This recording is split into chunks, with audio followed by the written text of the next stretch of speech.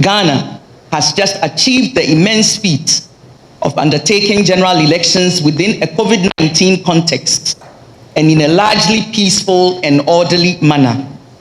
We have attracted the admiration of our peers across the African sub-region and the respect of the international community.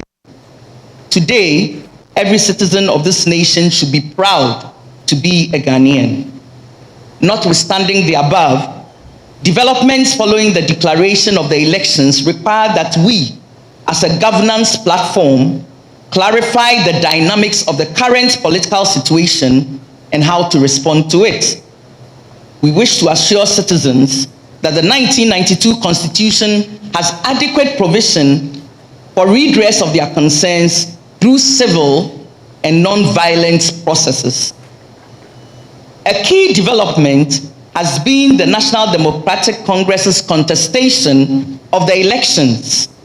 Members of the public, CSOs, and other concerned citizens have called upon the NDC to take their concerns to court. We appreciate the skepticism with which these calls have been received by sympathizers of the NDC and wish by this press statement to speak to the concerns that may underlie their reluctance to seek legal redress in this contestation and the preference instead for protestation and demonstrations. First and foremost, we wish to state that going to court is not contradictory to peaceful demonstrations. It is the political and civil right of all persons to demonstrate when they disapprove about some national development. Members of political parties, therefore, have the right to public protest and demonstration. They have the right to express themselves through demonstrations, so long as their demonstrations are peaceful. To ensure that their demonstrations remain peaceful, they must, however, secure police protection and ensure that their demonstrations are not infiltrated by agents of provocation, agents provocateurs, who may seek to incite acts of violence in the course of otherwise peaceful protests. To this end, we urge sympathizers of the NDC to secure police protection for their demonstrations. We appeal to opponents of the NDC to keep away from the NDC's demonstrations so as to avoid aggravation that could degenerate into violence. Again, we ask the police to respect the right of members of the NDC to protest and to protect them. Demonstrators must be provided full police protection, and all agents of provocation who may attempt to incite violence during such demonstrations must be arrested and brought to face the law. The second key issue on which we seek to provide clarity through this press conference on the issue of seeking legal redress regarding contestation of election results.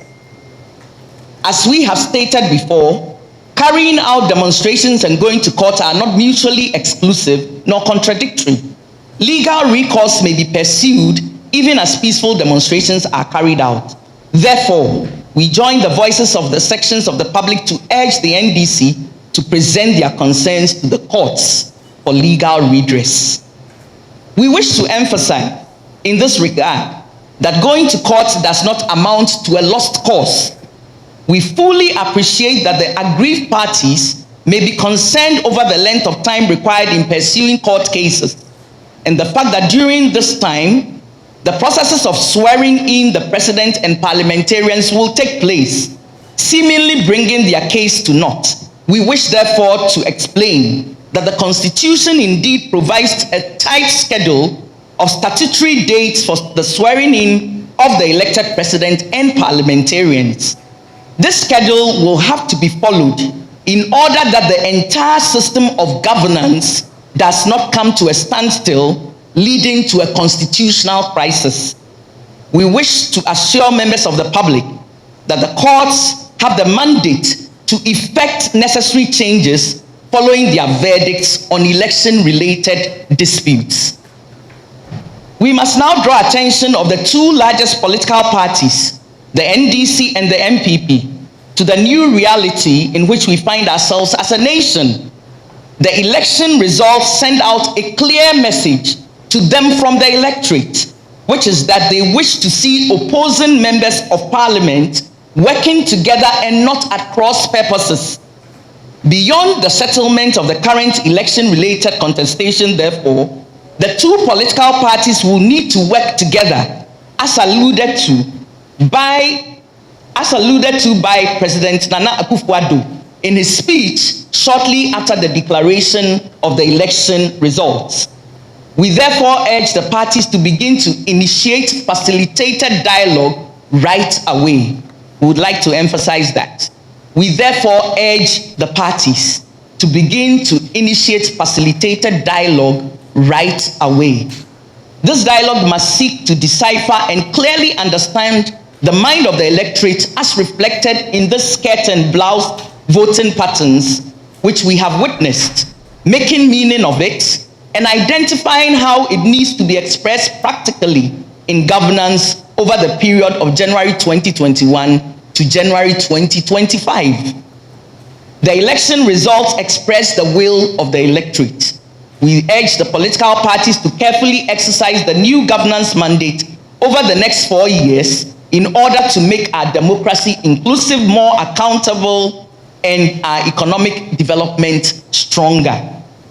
As we enter the festive season of Christmas, we urge all citizens, political parties, and we ourselves, our friends from the media, to indeed reflect the spirit of peace and goodwill of the season of Christmas in everything that we do. May God bless our homeland, Ghana, and make her great and strong.